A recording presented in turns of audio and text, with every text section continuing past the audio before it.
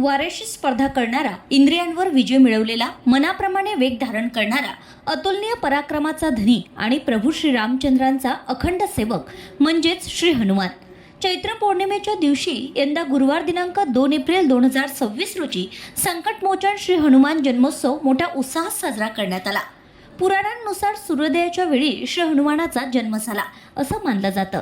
ते केवळ शक्तीचेच नव्हे तर बुद्धी, विनय आणि सेवाभावाचे प्रतीक आहेत. रामदूत म्हणून ओळखल्या जाणाऱ्या हनुमानांनी मर्यादा पुरुषोत्तम श्रीरामांच्या लोककल्याणकारी कार्यासाठी स्वतःचं सर्वस्व अर्पण केलं.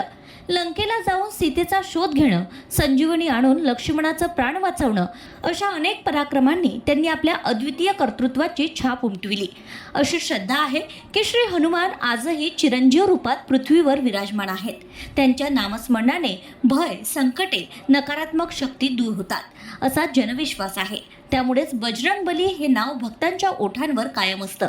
श्री हनुमान जन्मोत्सवानिमित्त अमरावती येथील श्री हनुमान जन्मोत्सव पर्व 2026 अंतर्गत श्री संकटमोचन हनुमान मंदिर ट्रस्ट रविनगर तसेच नवीन कॉटन मार्केट चौक, लक्ष्मीनगर रोड, अमरावती यासोबतच चांगापूर स्थित श्री क्षेत्र चांगापूर, नरेश सहकार नगर स्थित नवसाला पावणारा नवसा हनुमान मंदिर आदींसह विविध मंदिरांमध्ये विशेष पूजा अर्चा, अभिषेक, भजन कीर्तन, प्रवचन, अखंड पारायण पाठ, अखंड श्री हनुमान चालीसा पाठ, सुंदरकांड यासह विविध धार्मिक व आध्यात्मिक कार्यक्रमाचं आयोजन करण्यात आलं. यावेळी अंजनीसूत श्री हनुमान यांच्या प्रत्येक मंदिरात सुगंधित व मनमोहक फुलांची आरास करण्यात आली होती. पूजा साहित्य खरेदी करण्याला घेऊन यावेळी भाविक भक्तांमध्ये एकच उत्साह दिसून आला. तसेच महाप्रसादाचा लाभ घेण्यासाठी भाविक भक्तांच्या पंक्ती शिस्तबद्धपणे स्वयंसेवक समर्पित भावनेतून सेवारत असल्याचं चित्र यावेळी दिसून आलं. पवनपुत्र श्री हनुमंतरायाच्या मूर्तीला शेंदूर, तेल अर्पण करून रुईचे पाने व फुले वाहण्याची परंपरा आहे. काही ठिकाणी पाळणा घालून सुंठवडा वाटण्याची प्रथा देखील आढळते. महाराष्ट्रात शनिवार हा मारुतीरायाचा दिवस मानला जातो, तर देशाच्या इतर भागात मंगळवार व शनिवार हे दोन्ही दिवस महत्त्वाचे समजले जातात. हनुमान जयंती या दिवशी आल्यास तिचं महत्त्व अधिक वाढतं असं मानलं जातं. आजच्या धावपळीच्या जीवनात अंजलीसूत श्री हनुमानांकडून आपण अनेक जीवनमूल्ये शिकू शकतो. जसे स्वामीनिष्ठा, कर्तव्यपरायणता, संयम, पराक्रम आणि विनम्रता. केवळ शक्ती नव्हे तर योग्य वेळी योग्य बुद्धी वापरणं हेच त्यांचं खरं वैशिष्ट्य होतं. त्यामुळेच ते बुद्धी आणि बल यांचे अद्वितीय प्रतीक ठरतात. हनुमान जन्मोत्सव हा केवळ धार्मिक सण नसून आत्मबल वाढविण्याचा आणि सकारात्मक संदेश देणारा दिवस आहे. श्री हनुमानांची प्रेरणा आपल्या जीवनात अंगीकारून समाजहितासाठी कार्य करणं हीच खरी त्यांच्या जन्मोत्सवाची सार्थकता ठरेल. प्रभू रामचंद्र यांना लाभलेल्या देवत्वाप्रमाणेच श्री रामरायांच्या परिवारातील भक्त हनुमंताला सुद्धा देवत्व लाभलेलं आहे. श्री राम भक्त हनुमान अनेक दृष्टीने अपूर्व आहेत. प्रभू श्रीराम आणि हनुमान ही जोडी अविभाज्य मानली जाते आणि रामभक्त जो रामापासून विभक्त नाही असा भक्त आदर्श श्रीराम सेवक म्हणून मारुतीच्या उपासनेचे संप्रदाय भारतवर्षातील सर्व प्रांतातून रूढ झालेले दिसतात.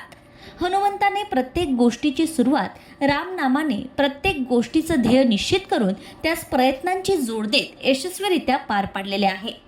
बलभीम, मारुती, अंजनीसूत, पवनसूत, महारुद्र, रामदूत, महाबली, अनुमंडन, संकट विमोचक अशा अनेक नावांनी हनुमंत ओळखले जातात. महाभारतात मारुतात्मज या नावाने त्यांचा उल्लेख आढळतो. श्री हनुमानाला रुद्राचा अवतार मानतात. हनुमानाचे आणि रुद्राचे नाते पुराण काळात निर्माण झाले असावे असे अभ्यासकांचं म्हणणं आहे. अंगभूत गुणांमुळे हनुमानास रुद्रावतार मानले जाते. रुद्र हे 11 आहेत. हनुमान रुद्र आहे म्हणून हनुमानाची गणना एकादश रुद्रात केली जाते. भीम हे एकादश रुद्रातीलच एक नाव आहे.